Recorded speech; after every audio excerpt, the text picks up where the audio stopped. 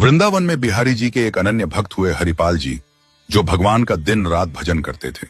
लेकिन वो शादी नहीं कर रहे थे क्योंकि उनकी इच्छा थी कि जैसा मैं भजन करता हूं अगर वैसी ही कन्या मिले तो मैं शादी करूंगा। उनके किसी रिश्तेदार ने आकर के बताया कि तेरे लायक कन्या मिल गई, लेकिन उस कन्या ने शर्त रखी है, मैं उसी से शादी करूंगी जो रोज 1000 संतों को प्रसाद पवा सके। अगर ऐसी कन्या है तो कल ही शादी करवा दो। अब तो शादी के बाद हरपाल जी रोज 1000 महात्माओं को प्रसाद पवाते। कभी कभी 1000 की जगह 1200 महात्मा भी भोजन के लिए आ जाते।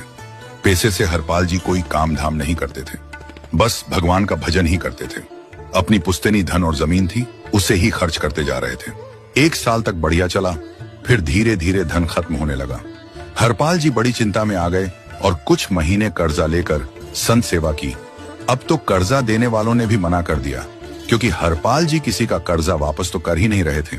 और उसके बाद हरपाल जी चोरी करने जाने लगे। अब तो लोगों ने अपने चोरी से बचने के लिए अपने घरों में पहरेदारी शुरू कर दी। इसके बाद हरपाल जी की दिक्कत और बढ़ गई।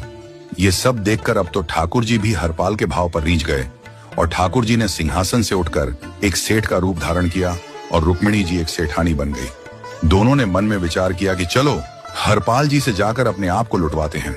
हरपाल जी एक मार्ग पर बैठे हुए थे और सोच रहे थे कि कोई धनवान यहां से निकलेगा तो उसको लूट लूंगा और लूट के भाग जाऊंगा, फिर सारा धन संत सेवा में लगा दूंगा। तभी उस मार्ग पर ठाकुर जी सेठ बनकर के आ गए। हरपाल जी ने जैसे ही सेठ को देखा, हरपाल जी बोले, अगर यह दोनों लूट लिए जाए तो 10 साल चोरी नहीं करनी पड़ेगी। हरपाल जी के बगल में जैसे ही ठाकुर जी पहुंचे तो ठाकुर जी हरपाल जी से पूछते हैं कि भैया, इस गांव में एक हरपाल नाम का डकैत रहता है जो सारा सामान लूटकर संत सेवा में लगता है। हरपाल ने कहा, आप सही कह रहे हो, वो डकैत आपका सारा सामान लूट लेगा। आप मेरे साथ चलो, मैं आपको दूसरे रास्ते से होते हुए शहर की ओर निकाल दूंगा। अब तो सेठ और सेठानी जी हरपाल के साथ चल दिए।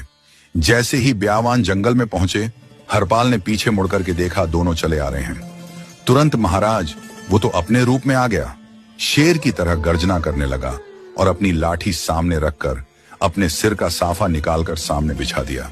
सेठ जी घबरा कर बोले, भैया ये क्या कर रहे हो? बोले, मैं ही हरिपाल हूं, सारी सामग्री निकालो। ठाकुर जी तो थर थर कांपने लगे। सेठ सेठानी जी ने अपना सारा सोना उतार करके रख दिया। इतने में भगवान की कन्नी उंगली में एक अंगूठी थी। हरपाल बोला, ये कहां बचा के ले जा रहे हो? सेठ जी बोले, ये तो बहुत बचपन की अंगूठी है और ये आज तक निकली नहीं है और ये निकल ही नहीं पाएगी। हरपाल जी ने उंगली पकड़ी और बोले, इसको काट देता हूं। और महाराज जैसे ही उंगली पकड़कर